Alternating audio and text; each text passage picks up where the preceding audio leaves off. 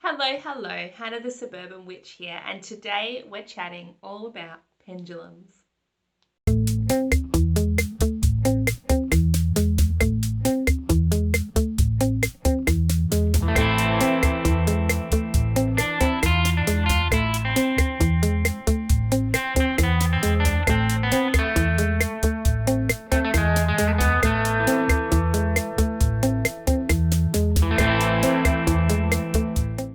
In this video, you'll learn what is a pendulum, how to buy one, how it works, how to use it, and some alternative ways of using a pendulum that not many people talk about, so stay tuned for that one.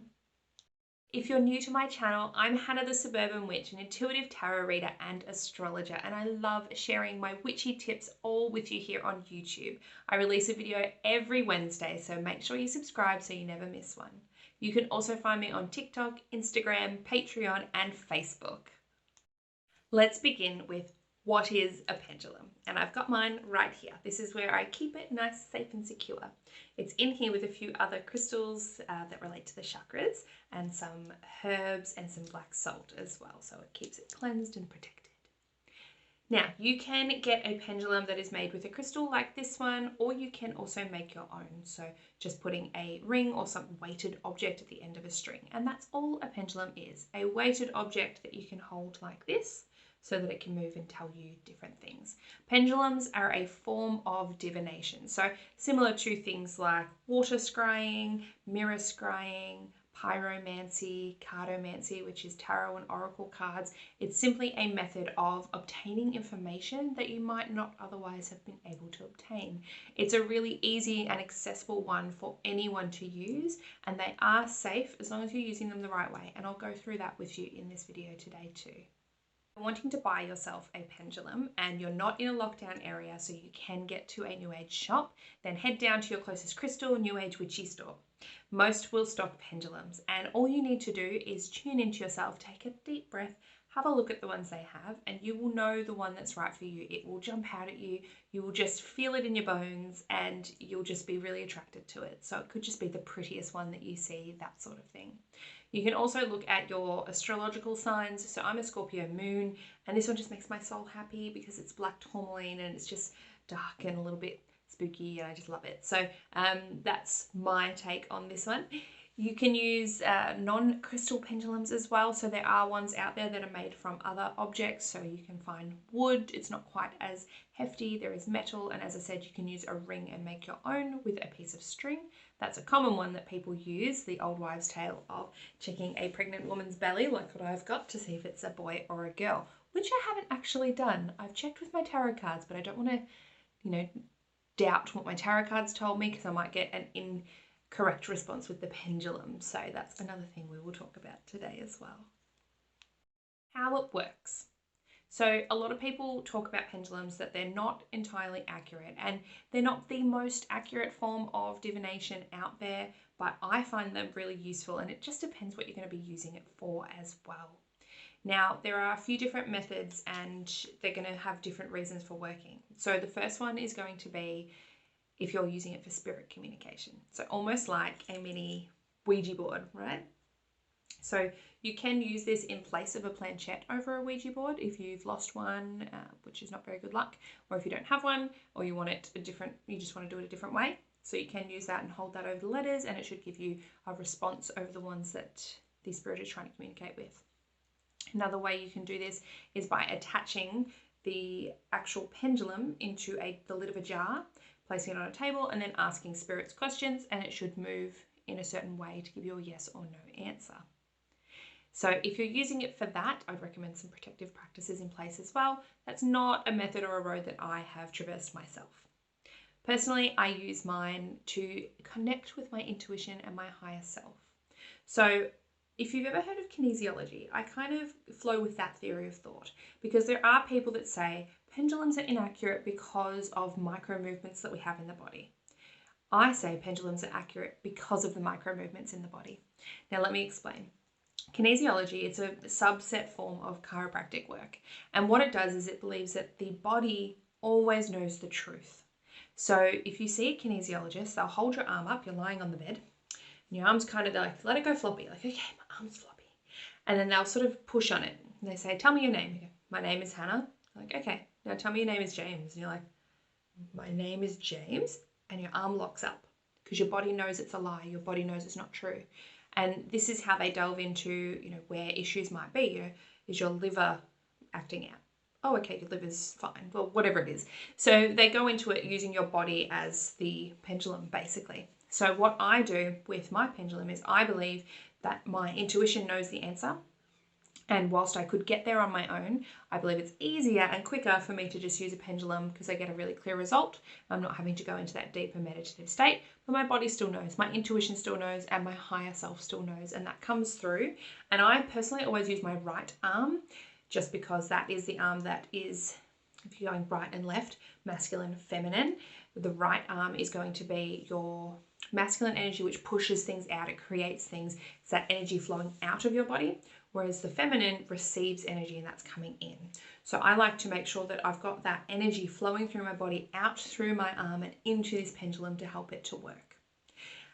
So that is how I believe pendulums work, and that is why I like to use it as well. Now we'll talk how to use it. So I've already mentioned the jar method where you attach it into that little jar and then you ask questions and see how it moves. Personally, as you know, I like using it with my hand, and I'll just hold it with this little ring that you see here on my fingers and hold it up like this. Now, when you first get your pendulum, you're either going to do one of two things. You can charge it or program it with the way of answering that you want. So you might say, I want you to go clockwise for yes, anti-clockwise for no. And then you'll roll with that. Or you can ask your pendulum. So you'll say, show me your yes, and it'll show you, or show me your no. I've known people that say it changes every time they ask a question. That to me doesn't sound quite right. It sounds like they've not really connected with that pendulum.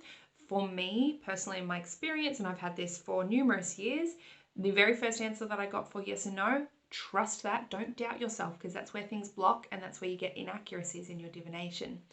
Trust yourself and roll with that. That is what the answer is, and that is just going to be how it is. Same with cards. So when you're reading your tarot cards, if you pull the card and go, oh, I'm not really vibing into that, and you pull another one, that's when you're going to start going wrong in your readings. You always, the cards that come out are the ones that are correct for what you're reading on.